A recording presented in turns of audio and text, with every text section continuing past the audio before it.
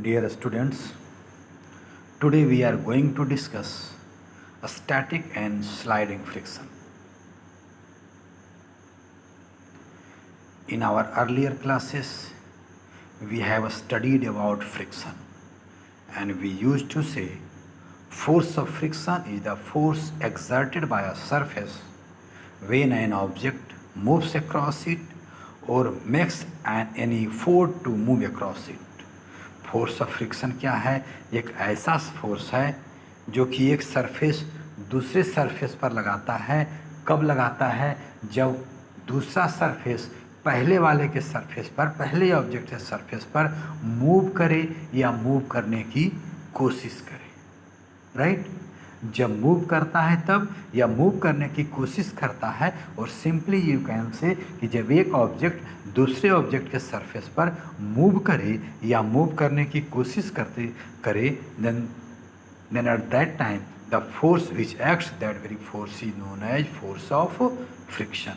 And we used to say force of friction is the force exerted by a surface when an object moves across it or makes any effort to move across it. Here we have two terms. Makes effort to move करने की कोशिश करे लेकिन नहीं move करे, move करने की कोशिश करे लेकिन मूव नहीं करे, इट मीन दैट रेस्ट में रहे। उस समय जो फ्रिक्शन लगेगा, name of the friction is static friction. And second attempt when object moves over the surface of another, तो जब दूसरे सरफेस पर मूव करेगा रिलेटिव मोशन होगा, then second surface will oppose motion of the first object by applying a force which is known as friction.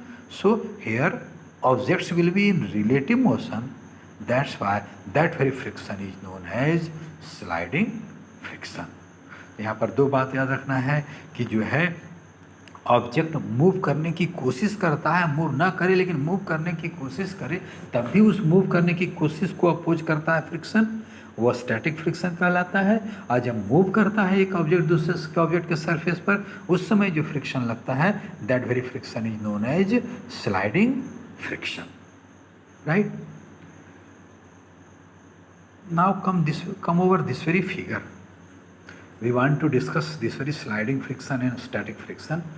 So first of all, see this very figure. Let us suppose on the tabletop we have placed a wooden block. एक wooden block को रखा है या box रखा है। Initially your block is in rest. देख रहे हो? Initially your block is in rest. Then due to property of inertia, it will remain in rest. If you want to change its state, then there is need to apply force. Force लगाने की जरूरत है, then and only then object will come into motion, means state will change. Question is this कि what amount of force is required? कितना force लगाने की जरूरत है? अरे भाई फोर्स लगाओ, force may be very very less, बहुत छोटा हो, फोर्स होना चाहिए, ऑब्जेक्ट विल मूव। अब देखो तो जरा सा, इफ़ यू आर सेइंग कि बहुत छोटा सा फोर्स भी मूव करा देगा, तो जरा सा देखते हैं। लेट अस सपोज हमने इस ब्लॉक पर जो है वुडन बॉक्स पर छोटा सा फोर्स लगाया, a small force F we have applied, box is not moving. Question is why? हमने फोर्स लगाया due to property it should move, but it is not moving, it is behaving like no force is acting. लेकिन तुमने force लगाया है, और no force acting वाला condition तभी हो सकता है जब उधर से भी एक फोर्स लगे और दोनों बराबर हो जाए, और नॉट रियली व्हाट हैपेंस। अब इसमें क्या होता है, जब हमने फोर्स लगाया ऑब्जेक्ट को, जब हमने ऑब्जेक्ट को फोर्स लगाया, राइट, तो दूसरे ऑब्जेक्ट के सरफेस पर मूव करने की कोशिश किया, तो दूसरा ऑब्जेक्ट ने क्या किया, उसके मोशन को अपोज किया बाय अप्लाइंग अ फोर्स। उस फोर्स को क्या कहते हैं? Friction. Right? It mean that second surface ने फ्रिक्शन लगा करके उसके मोशन को अपोज किया और मूव करने नहीं दिया। Then now you tell me, move नहीं किया, it mean that object is in rest, तो कैसा फ्रिक्शन लगा? स्टैटिक फ्रिक्शन लगा, और not? It mean that object क्यों नहीं मूव किया? What is the reason behind this? Then we can say due to action of a small amount of force of friction by another object over the first object, object first has not come into motion, right? अब जरा सा चलो, it mean that, listen, we can say here force of friction is acting in a rest condition and name of the friction is static friction. It means that what we should say, the force of friction which acts during rest condition of the body is known as static friction. The force of friction which acts during the rest condition of the body is known as static friction. Right? फिर question ये उठता है, what will B value of static friction? You may से कि applied force से अधिक होगा। अगर तुमने जितना अप्लाई किया था, अगर तुम्हारा स्टैटिक फ्रिक्शन अधिक हो जाएगा तो तुम्हारी तरफ फोर्स अधिक हो जाएगा तो ऑब्जेक्ट बैकवर्ड डायरेक्शन में मूव कर जाएगा, लेकिन मूव तो नहीं कर रहा है। अगर तुम्हारा अप्लाइड फोर्स बड़ा होगा तो फ्रिक्शन से, तो तुम्हारा जो है अप्लाइड फोर्स के डायरेक्शन में मूव कर जाएगा, लेकिन मूव तो नहीं कर रहा है। It mean that both are equal to each other. It mean that we can say value of static friction is equal to applied force. Right? अब चलो जरा सा, हमने अब क्या किया कि अपने फोर्स को बढ़ाया। लेट अस सपोज हमने अप्लाई किया बिगर फोर्स विच इज़ 2F, जितना लगाए थे उसका डबल लगा दिए। Again box does not move, again box does not move. What does it mean? लगता है फिर उसने फोर्स ऑफ फ्रिक्शन लगा दिया, और जितना इस बार हम लगाए थे फिर उतना लगा दिया, तभी फिर रेस्ट में रह गया। It mean that what you will say कि इस बार जो है हमने जब फोर्स बढ़ाया, हमने जब अपना फोर्स वैल्यू का फोर्स अपना जो है अप्लाइड फोर्स बढ़ाया, तो फोर्स ऑफ फ्रिक्शन जो लग रहा है वह भी बढ़ गया। And again object is in rest means again static friction is acting. तो कितना अप्लाइड फोर्स, कितना उसने स्टैटिक फ्रिक्शन लगाया, क्योंकि ऑब्जेक्ट रेस्ट में ही रह गया। इट मीन दैट मेरे अप्लाइड फोर्स को उसने बैलेंस कर दिया। It mean that here the force of static friction which is acting, that is again, that is 2F, means it has increased or not? जरा सा बाबू देखो तो, लेट अस सपोज, अब एक और एग्जांपल लो। लेट अस सपोज हमने अभी 3 गुना force कर दिया, 3F कर दिया। Again object is not moving. Again what does it mean? Again लगता है स्टैटिक फ्रिक्शन लग रहा है 3F के बराबर। इट मीन दैट ये स्टैटिक फ्रिक्शन जो है अपना वैल्यू जो है चेंज कर रहा है according to upper applied force, and due to this very thing we use to say a static friction is adjustable in nature, or you can say static friction adjusts its value according to applied external force. ये applied external force के according अपना value जो है adjust करता है। हमने बढ़ाया उसने भी बढ़ा लिया, हमने बढ़ाया उसने भी बढ़ा लिया, तभी तो नहीं मूव कर रहा है। हम जितना लगाए उतना वो भी, और बढ़ाए वो भी और बढ़ा लिया, और बढ़ाए वो भी और बढ़ा लिया। It mean that we can say static friction is self adjusting force. Why self-adjusting force? Because it adjusts value according to situation, according to value of applied force. That's why it is known as self-adjusting force. अब बाबू तुमने यह पढ़ा है, तुमने अपना value बढ़ाया उसने भी बढ़ा लिया, और बढ़ाया और बढ़ाया और बढ़ाया और बढ़ाया, लेकिन हम लोग यह कहते हैं इस दुनिया में हर एक चीज़ की एक लिमिट है। कोई अगर बच्चा बहुत तेज है तो उसकी भी एक लिमिट है। अगर एक जो है, अगर एक 10 का बच्चा है तो 10 का क्वेश्चन सॉल्व कर लेता है, 11 का क्वेश्चन सॉल्व कर लेता है, 12th में फंस जाता होगा। राइट? अगर एक बच्चा, कोई बच्चा जो है बहुत लंबा है तो उसकी भी एक लिमिट है। वो इलेक्ट्रिक पोल इतना लंबा नहीं होगा जो है, राइट? वो इलेक्ट्रिक पोल इतना लंबा नहीं होगा।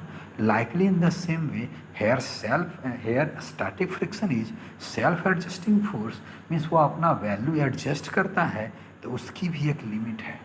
हमने और बढ़ाया उसने और बढ़ाया, हमने और बढ़ाया उसने और बढ़ाया, फिर नहीं मूव किया, और बढ़ाया फिर वो बढ़ा लिया, फिर मूव नहीं किया, लेकिन उसकी भी एक लिमिट है।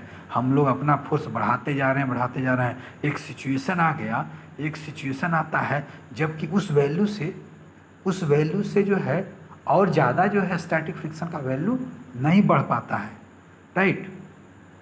तो अब मान के चलो कि हमने इतना फोर्स लगा दिया, हमने इतना बढ़ाते बढ़ाते अपना फोर्स इतना कर दिया, मोर बिगर फोर्स लगा दिया, इतना लगा दिया कि एकदम ऑब्जेक्ट अबाउट टू मूव हुआ है, लेकिन फिर भी मूव नहीं कर रहा है। अबाउट टू मूव हो गया लेकिन फिर भी मूव नहीं कर रहा, उससे थोड़ा सा आगे बढ़ाएंगे कि मूव कर जाएगा, लेकिन अभी जो है मूव नहीं कर रहा है।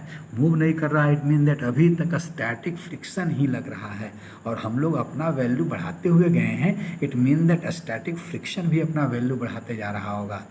And at that very time maximum value of static friction acts, and the value of maximum value of static friction is known as limiting force of friction or simply limiting friction, right? तो एक बात याद रखना कि static friction acts at the time of static condition, it is self adjustable in nature, and maximum value of static friction is known as limiting friction or limiting force of friction, right. अब जितना पर एकदम about to move था, जितना पर एकदम about to move था, उससे हमने थोड़ा सा बढ़ा दिया।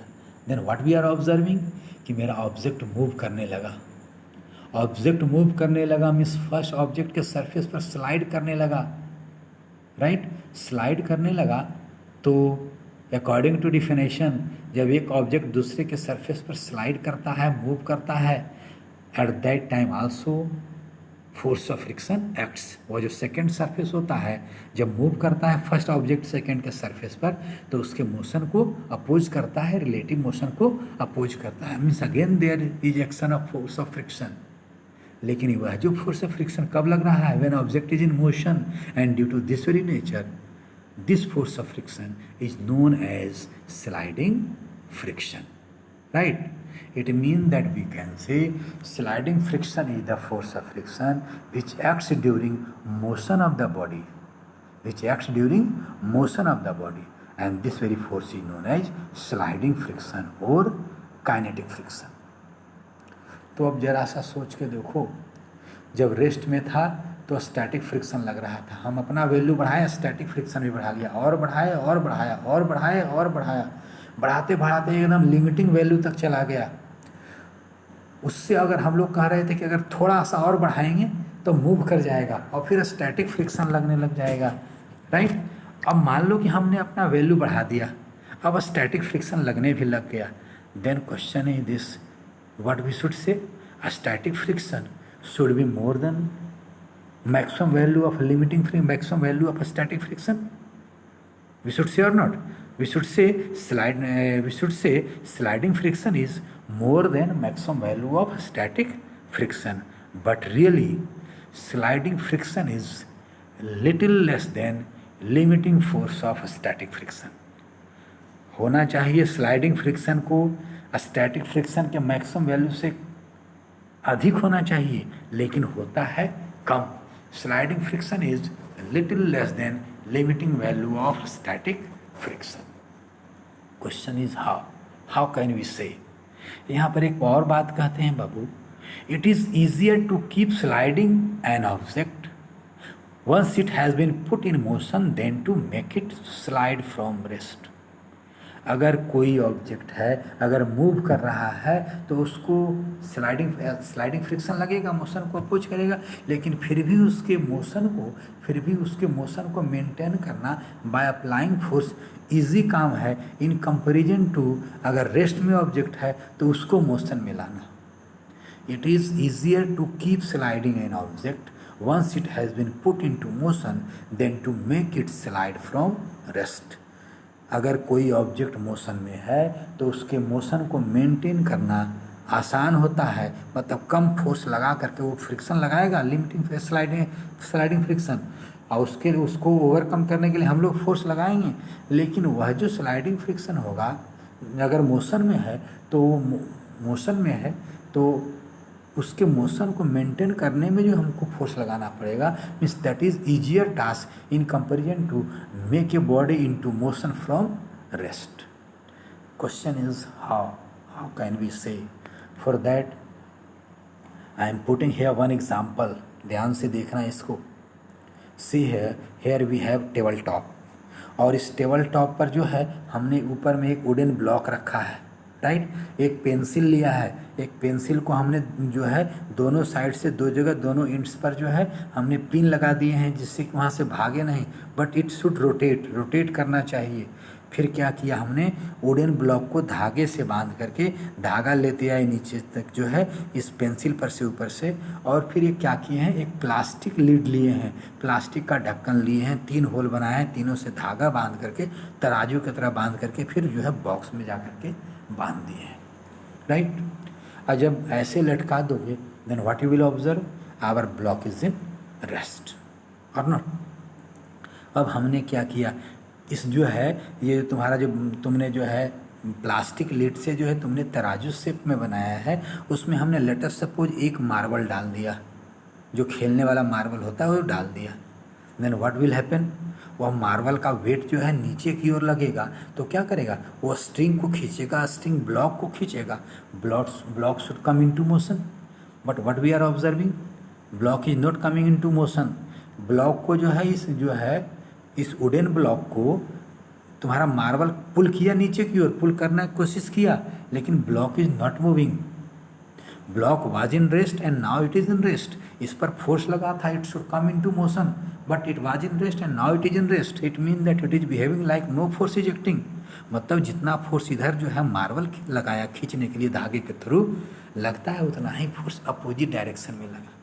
क्वेश्चन है इसकी किसने लगाया, किसने लगाया, देन वी कैन से कि जब मार्बल फोर्स लगाया, धागा फोर्स लगाया, स्ट्रिंग फोर्स लगाया to pull block in left direction, तो क्या हुआ, ब्लॉक जो है टेबल टॉप के सरफेस पर स्लाइड करने की कोशिश किया।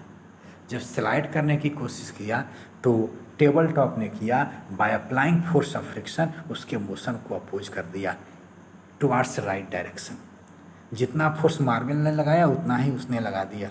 And now again object is in rest. It means that here force of friction is acting and that is in rest condition. It means that in a static condition. So we can say here less static friction is acting over the block. Means हमने जब one marble use किया, block does not move. It means that less static friction is acting over the wooden block by the tabletop. हमने एक marble और बढ़ा दिया, now what we are observing कि अब तो मूव करना चाहिए, अभी भी नहीं मूव किया। इसमें इसका मतलब जो है हमने इधर का फोर्स बढ़ाया तो उधर का भी फोर्स बढ़ गया है। Means an object is in rest, means अभी भी स्टैटिक फ्रिक्शन लग रहा है और स्टैटिक फ्रिक्शन का वैल्यू बढ़ गया। From here can we say static friction is self adjusting force, yes we can say, right. अब मान लो हम लोग और बढ़ाते जा रहे हैं मार्बल, लेकिन फिर नहीं मूव किया, और बढ़ाए फिर भी नहीं मूव किया। What does it mean, value of static friction is accordingly increasing और नॉट। मान लो हमने ढेर सारे मार्बल डाल दिए and now block is about to move but doesn't move, एकदम अबाउट टू मूव है, इतना मार्बल डाल दिया एकदम मूव करने वाला करने को है, but it is not moving. What does it mean? Maximum value of static friction is acting, means limiting friction is acting, right?